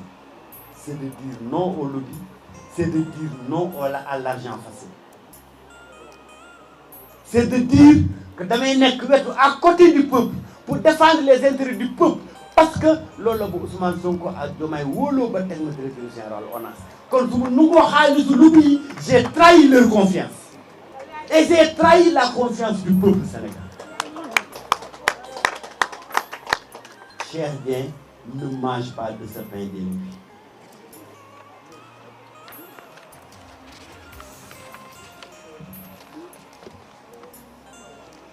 Alors, on va terminer en revenant à la question principale. Pourquoi Cheikh Dieng a été limogé? Voilà la question que tout le monde a posée depuis le départ. La question que tout le monde a posée depuis le départ, pourquoi Cheikh Dieng a été limogé avant même 3 mois de service? Cheikh Dieng a été victime d'une stratégie de manipulation du ministre Cheikh Tidiane Dièye. Comment? La première étape a été pour le ministre Cheikh Tidiane Dièye de créer un climat de suspicion. wax naa ko léegi am na oto nee naa ko delloo oto bi mu bañ ma jox ko mes arguments mu nekk ko dafay recruter ces militants de Djiddah Thiaroye Kaw mu bind ko ne ko recruter wu ma aucun militant de Djiddah Thiaroye Kaw ma jox ko lettre bi mu nekk ko Diomaye ak Sonko jàpp ni la leen Cheikh Tidiane Dièye bindoon kon loolu moo fi nekk ba léegi. Et toujours c'est à travers des lettres incendiaires. Deuxièmement, vous créez dans sa stratégie de manipulation un sentiment de peur. Écoutez, Monsieur le Président, il risque d'avoir des inondations à Dakar. Il risque d'avoir des inondations dans la banlieue. Il risque d'avoir des inondations à Touba. Ces inondations auront lieu pendant le Magal. Écoutez, il n'y a pas eu de curage dans les régions. Les gouverneurs m'ont dit que le taux de curage est très faible, ce qui est faux. Le gouverneur dañ ko wax li mu dem ci président wax leneen. Donc il a créé un sentiment de peur. Qui connaît les techniques de manipulation, xam ne la peur est une des armes les plus fortes pour manipuler des personnalités. En passant, il a négocié des marchés de gré à gré avec des entreprises de son choix. Delta ak Vicas bëgg ko imposer Cheikh Dieng. Ba Cheikh Dieng bañee nag mu heurter la sensibilité du président. Gis nga waxoon naa leen il a fait des recrutements massifs. waxoon naa leen ko il a encore le véhicule. waxoon naa leen ko kii man mënuma ci moom dara parce que c'est un chef de parti comme moi. dama bëgg ngeen dàqal en conseil des ministres du 31 juillet 2024. touché heurté président jël na mu ne mais en attendant bëggoon naa quand même su ngeen ma koy dàq man am naa candidat son CV mi ngi nii. Quand le ministre Cheikh Tidiane Dièye demandait ma tête au président, il avait le CV de son candidat dans son sac. Génn jox ko président. Je vais vous donner des indices. Son candidat, c'est un maire dans la banlieue. Son candidat, bi ñu doon def ay lancement ay programme ONAS dafa ñu yóbbu leen ko dans sa commune. Comme ça, on va montrer que c'est quelqu'un de populaire. Qui moo defoon mobilisation fukki kaar ak juróom-ñaar yóbbul ko ko. waa Femme Action Développement def mobilisation fukki kaar ak juróom-ñaar yóbbul ko ko. ndekete yow la machination était en cours depuis plus de 2 mois. mu utilise ONAS pour faire des mobilisations dans la commune de ce maire de la banlieue. Plus du waxoon naa la ko gis nga imaginer qui c'est un maire trop populaire suñ bëggee gagner banlieue on est obligé de passer par lui. Président ne ko waaw dégg naa ko wante man Seyni Diène laay noonu.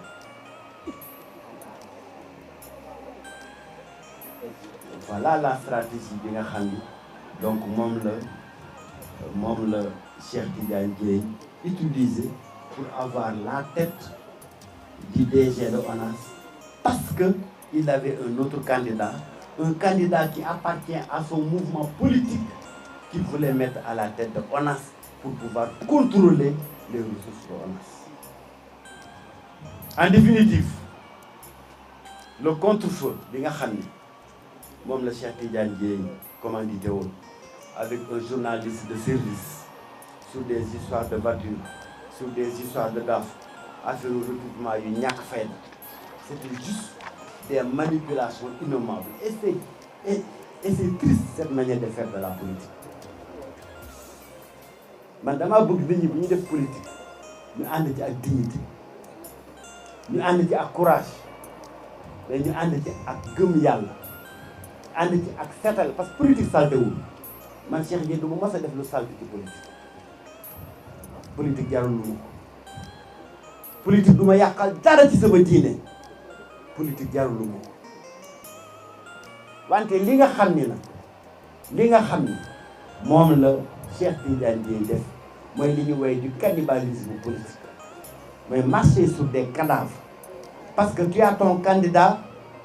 parce que tu as la boulimie du pouvoir nekk nga le ministre de l'assainissement loolu doyu la gis nga ni ONAS am na ay moyens nga ni moyens yi yéenewuma ko un allié sama mouvement laa ko yéene kon naa def toute une manipulation ba jële fi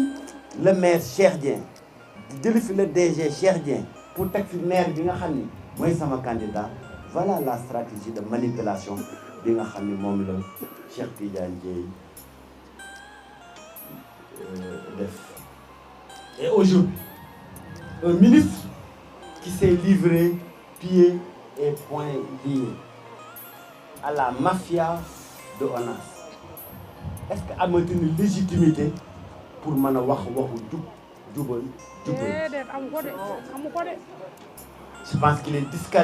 qu'il est carrément disqualifié donc sur la voie de jubanti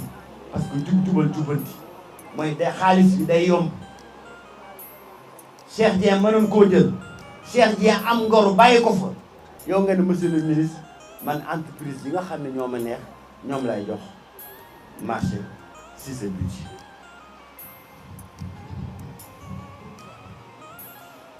li ma wax bari na waaye des na lu bari na xam nga conférence de presse mënoo cee wax lépp point de presse mënoo cee wax lépp am na loo xam ne ni ko Saloum di waxee dañ koy dank fanaan parce que gëm naa ni pour une fois le ministre Cheikh Tidiane Dièye du yónni un primitif de service dina am courage jàkkaarloo ak le peuple sénégalais tontu ci les accusations graves yi Cheikh Dieng yëkkati wala mu dem tribunal xëcc fa Cheikh Dieng j'ai dit dama bëgg Cheikh Tidiane Dièye am le courage jàkkaarloo ak Cheikh Dieng jàkkaarloo ak le peuple sénégalais teggi tuur comme man ni ma ko defee yónniwuma kenn bañ ma tuumaalee dama indi sama këyit yu leer nañ yónniwuma secrétaire général yónniwuma président des cadres damaa ñëw jàkkaarloo ak sénégalais yi leeral te jàpp naa ni li ma leeral tey sénégalais bu am xel xam na ni Cheikh Dieng li mu wax dëgg la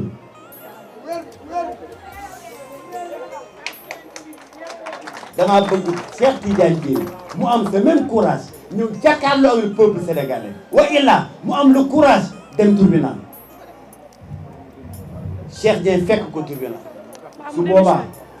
boobaa dank fanaan bi may wax dinañ ko gisal ndax yeneen scandale yu gën a mag fopp ñu ngi biir ministère bi l'eau de Touba damay junj rek l'eau de Touba ay scandale bi waxuma assainissement de daa am lu muy junj waxuma ko damay xaar Cheikh Tidiane Dièye am courage yi jàkkaarloo ak Cheikh Dieng am lu mu ciy wetti ma doog a génne yeneen dossier ci biir dossier wu Delta ak Vegas yi parce que am naa yeneen dossier yu ma denc yu ma waxagul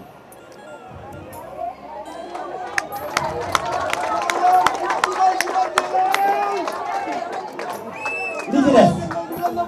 vraiment sant ñëpp gërëm ñëpp mi ngi ma naan faire un résumé pour le JT dégg naa français dégg naa journaliste dañaan Cheikh Dieng docteur la bu déggul français dégg naa français sénégalais yi laa doon wax damaa bëgg li ma wax lu des ci bopp sénégalais Cheikh Dieng ku jub Cheikh Dieng ku jullite Cheikh Dieng ku ragal yàlla la Cheikh Dieng du lekk xaalisu ger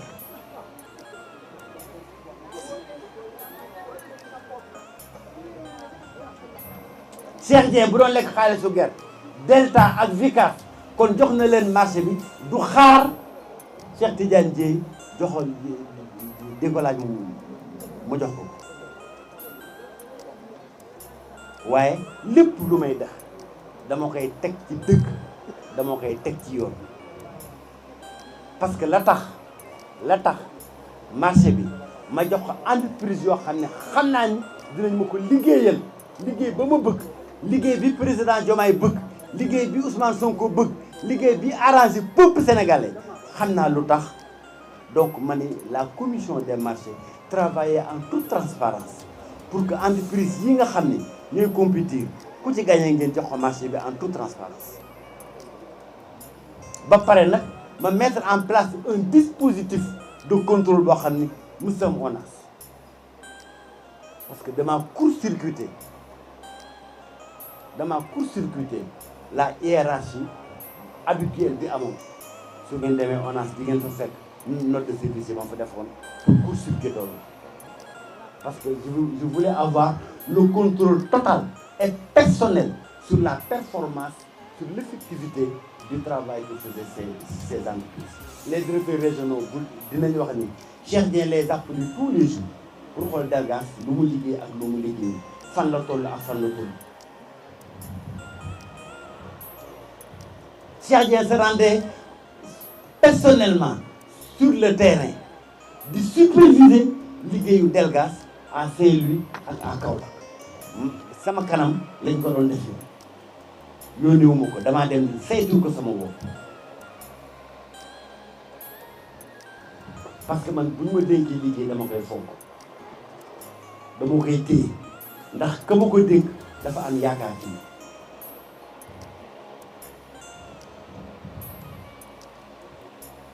mais xañ na ma yem foofu en tout cas santal ñëpp ma sant bu baax a baax tous nos amis journalistes qui se sont déplacés tey déglu Cheikh Dieng mu joxe sa part de vérité ma sant bu baax a baax tous les militants du parti Hizbut Tarqiyyah à Djiddah Thiaroye Kao dans le département de Pikine dans la région de Dakar dans les autres régions dans les autres départements ñi ñëw ak ñi ñëwul ñëpp ñu sant leen gërëm leen ci engagement ci fidélité bi nga xam ni wane nañ ko ci Hizbut Tarqiyyah sant bu baax a baax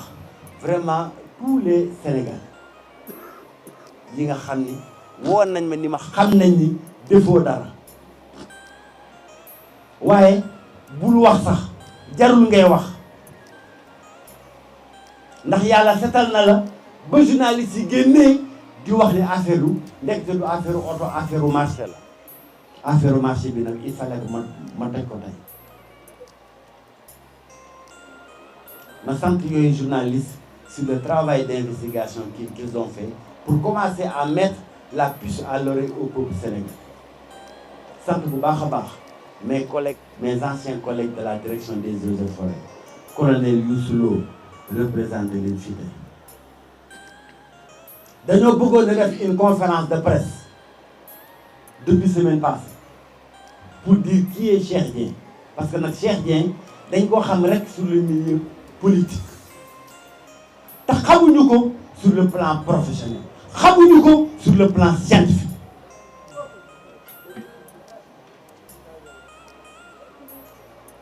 waaye mën naa ne bu doon rek sur le plan scientifique Cheikh Dieng soxlawul politique bu doon rek sur le plan professionnel Cheikh Dieng soxlawul def politique mais dañu def politique parce que damaa gëm ni ku am xam-xam ñu ëpp xam-xam ñu ëpp xarañte ñoom ñoo war a dugg ci politique pour suqali Sénégal si les meilleurs cadres dañoo détourné wu de la politique Sénégal day continuer di amee ce document dama ko paraphé page par page ba mu mat mu signé ko ci ginnaaw assumer lépp loo xam ne bind naa ko ci jox ko journaliste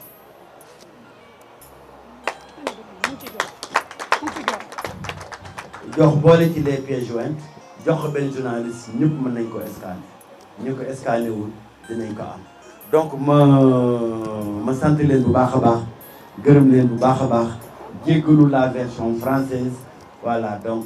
sant ñëpp gërëm ñëpp wasalaam jërëjëf ñu ànd taataan di wax ci ndaanaan ma yellu tey naan Kabina Tawfekh ñi xam ne Serigne Malick Sall borom Touba Latmingué moo fi mën taxu ñu may wax ñi ko xamula ma tax a jóg kii laa bëgg réew mi ñëpp xam ko ci li muy yëngu ci paj ak li ko ci yàlla defal ci wàllum spécialiste amu ci morom Serigne Malick Sall Touba Latmingué moo lay seetal fanaanoo la mu mel ni dañu koy yootal say mbir bu la seetalee mbaa mu li si xaaral la mbaa mu fanaanoo la amul dara lu koy réer ci say mbir Serigne Malick Sall Touba Latmingué dafay faj ndoxu siti dafay faj hémorroïde bu nëbb bi mbaa bu feeñ bi lu jëm ci faru rab amu ci morom gu rab di teree sëy ci góor mbaa rab di la teree sëy ci jigéen seetal Serigne Malick Sall borom Touba Latmingué ñi am faiblesse sexuelle ñi gaaw a wàcc lal mënuluñu dara seeni soxna jigéen ju taxaw ba mënta am doom ñaareel bi sax dafay dali góor ku loxoom di métti ku bëñam di métti seetal Serigne Malick Sall Serigne Malick Sall gëstukat la borom xam-xam bu yaatu la te itam ku tabe la ku bëgg bayre bu foor mbaa wërsëg wu yaatu loo jaay mu jar ku ñu liggéey ba mënta am dara ci barabu liggéeykaayam ku amee wet guy métti mbaa ku bëgg këyit moo xam examen la BFEM la wala sax certificat la ku amee passeport bëgg visa mu tëla ak ci réew moo ko mën a bëgg ñi nekk ca bitim réew bëgg delsi si réew mi ci seeni sagu ak këyit yu leer Serigne Malick Sall moo ko fi def ñi def sonal moo xam cat la làmmiñ gàllaaju kër ci gàttal saytaane dëddu leen wërsëg jublu si leen nañu seeti Serigne Malick Sall ma nga ca Dakar yenn saay ci Sotorak mbaa ca Kër Massar ci station ba ngir am ci lu gën a leer woo leen ko ci 77 252 75 53 wala 78 330 24 43 Serigne Malick Sall ne woo leen ma ci 70 840 63 26 wala 76 257 86 81 Serigne Malick Sall borom Touba Latmingué borom xam-xam la gëstukat la te it ku yàlla may la. coono ak metit lii ku mu taxati demal si Malick defal la tawfeex tawat jeex na tey njàqare tiis fay léegi amul lay ñu seeti taw.